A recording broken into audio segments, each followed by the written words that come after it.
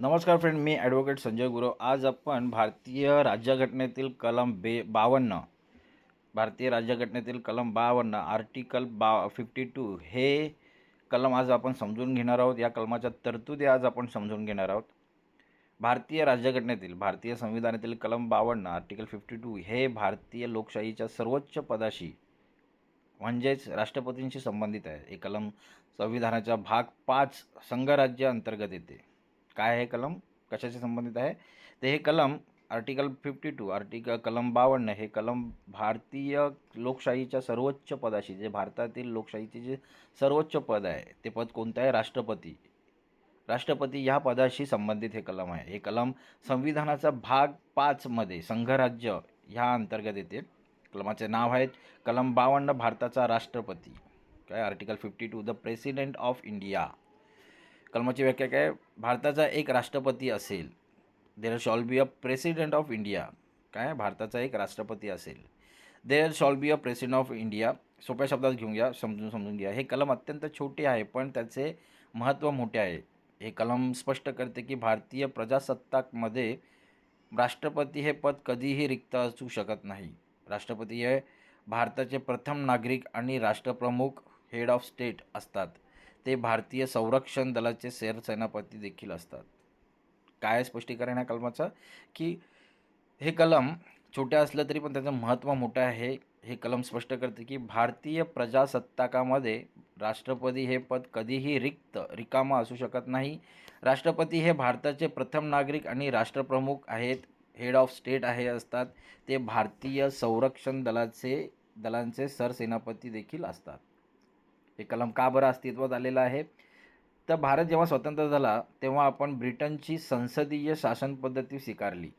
काय? जेव्हा भारत स्वतंत्र आला त्यावेळी आपण ब्रिटनची संसदीय शासन पद्धती स्वीकारली होती. ब्रिटनमध्ये राजा राणी हे वंश परंपरेने राष्ट्रप्रमुख असतात.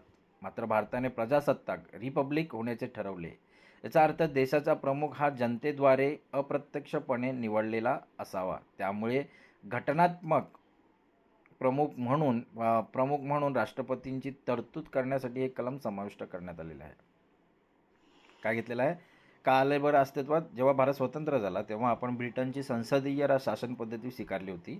ब्रिटनमध्ये काय होतं, तर राजा राणी हे वंशपरंपरेने राष्ट्रप्रमुख असतात. मात्र भारताने प्रजासत्ताक रिपब्लिक होण्याचे ठरवले. याचा अर्थ असा की देशाचा प्रमुख हा जनतेद्वारे पण अप्रत्यक्षपणे, डायरेक्ट नाही, प्रत्यक्षपणे निवडून नाही पण अप्रत्यक्षपणे निवडलेला असावा.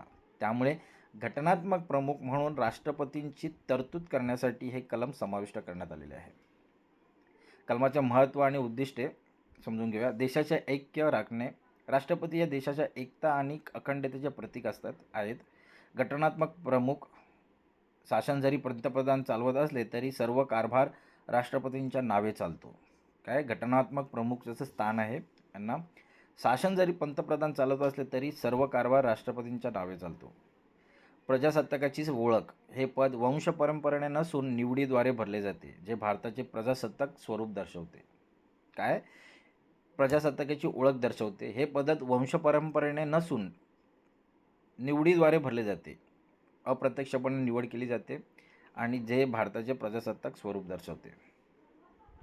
कलमाचे उल्लंघन आणि शिक्षा आणि उपाय समजून घेऊया. जर राष्ट्रपतींनी संविधानाचे उल्लंघन केले तर त्यांना पदावरून दूर करण्यासाठी महाभियोग, इम्पीचमेंट ही प्रक्रिया राबवली जाते. कलम 61 नुसार कलम 61 अन्वये, भारतीय संविधानातील कलम 61 अन्वये जर राष्ट्रपतींनी संविधानाचे उल्लंघन केले तर त्यांना पदावरून दूर करण्यासाठी महाभियोग, इम्पीचमेंट ही प्रक्रिया राबवली जाते. शिक्षा काय आहे? की राष्ट्रपतींवर कोणत्याही न्यायालयात फौजदारी खटला चालवता येत नाहीत, पण पदावरून दूर करणे हीच सर्वात मोठी शिक्षा मानली जाते. शिक्षा अशी कोणती नाही आहे. राष्ट्रपतीने जर कलमांचं उल्लंघन केलं, कोणत्याही संविधानाचे उल्लंघन केलं तर राष्ट्रपतींवर कोणत्याही प्रकारचे न्यायालयात फौजदारी खटला चालवता येत नाही, पण पदावरून दूर करणे ही सर्वात मोठी शिक्षा मानली जाते. उपाय काय आहेत? राष्ट्रपतींच्या अनुपस्थितीत उपराष्ट्रपती हे पद सांभाळतात. न्यायालयीन प्रकरण समजून घेऊया. UN राव विरुद्ध इंदिरा गांधी 1971 मधला हा खटला आहे. सर्वोच्च न्यायालयाने स्पष्ट केले या खटल्यात की जरी कलम 52 नुसार राष्ट्रपती असले तरी त्यांना पंतप्रधान आणि मंत्रिमंडळाच्या सल्ल्यानेच काम करणे अपेक्षित आहे. काय म्हटलं ह्या कलमामध्ये, की जरी कलम 52 नुसार राष्ट्रपती असले तरी त्यांनी पंतप्रधान आणि मंत्रिमंडळाच्या सल्ल्यानेच काम करणे अपेक्षित आहे. राष्ट्रपती मंत्रिमंडळाशिवाय राहू शकत नाही असा निर्णय, असं स्पष्टीकरण ह्या खटल्यामध्ये केलं. पुढचा खटला आहे शमशेर सिंग विरुद्ध पंजाब राज्य. राष्ट्रपती हे केवळ घटनात्मक प्रमुख असून खरी सत्ता मंत्रिमंडळाकडे असते, यावर न्यायालयाने शिक्कामोर्तब केला. काय सांगितलं ह्या खटल्यामध्ये, राष्ट्रपती हे केवळ घटनात्मक प्रमुख असून आहेत, पण खरी सत्ता ही मंत्रिमंडळाकडे असते, यावर न्यायालयाने शिक्कामोर्तब केला. तर हे काही महत्त्वाची न्यायालयीन प्रकरणं होते या कलमासंबंधित. आता या कलमासंबंधित काही संविधानिक कलमे आणि इतर कायदे पाहूया. कलम 53, संघराज्याचे कार्यकारी अधिकार राष्ट्रपतींकडे असतील. कलम 53 काय सांगतं, भारतीय संविधानाचं हे या संबंधित असलेलं कलम आहे. या कलमाच्या संबंधित असलेलं कलम 53, संघराज्याचे कार्यकारी अधिकारी राष्ट्रपतींकडे असतील. कलम 54 आणि 55, राष्ट्रपतींच्या निवडणुकीची पद्धत.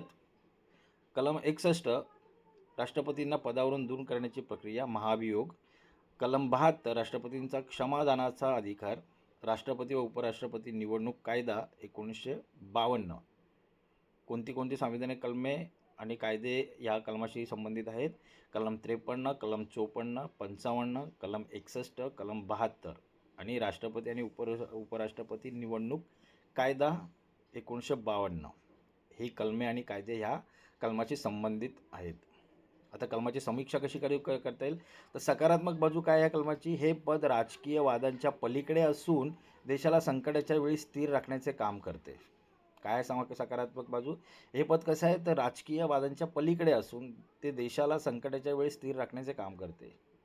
नकारात्मक बाजू काय या कलमाची, टीकाकारांच्या मते राष्ट्रपती हे केवळ रबर स्टॅम्प म्हणून काम करतात, कारण त्यांना मंत्रिमंडळाचा सल्ला पाळावाच लागतो. मात्र काही विशेष परिस्थितीत, उदाहरणार्थ त्रिशंकू लोकसभा, राष्ट्रपतींचे अधिकार अत्यंत महत्त्वाचे ठरतात.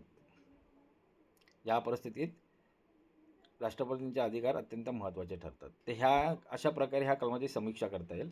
आता या कलमाची निष्कर्ष कसं काढता येईल, आपल्याला कन्क्लुजन काय काढता येईल, कलम 52 हे भारतीय संविधानाचे एक अत्यंत महत्त्वाचे केंद्रबिंदू आहे. एक कलम केवळ एका पदाची निर्मिती करत नाहीत, तर भारतीय लोकशाहीला एक चेहरा देते. राष्ट्रपती हे पद भारतीय राज्यसत्तेचा सर्वोच्च सन्मान आणि संविधानाचा राखणदार आहे. काय कन्क्लुजन काढता येईल, आपल्याला निष्कर्ष काढता येईल कलमाचा, तर कलम 52 हे भारतीय संविधानातील एक अत्यंत महत्त्वाचे कलम आहे, महत्त्वाचे केंद्रबिंदू असे कलम आहे.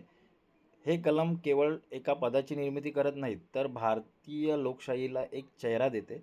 राष्ट्रपती हे पद भारतीय राज्यसत्तेचा सर्वोच्च सन्मान आणि संविधानाचा राखणदार म्हणून काम करते.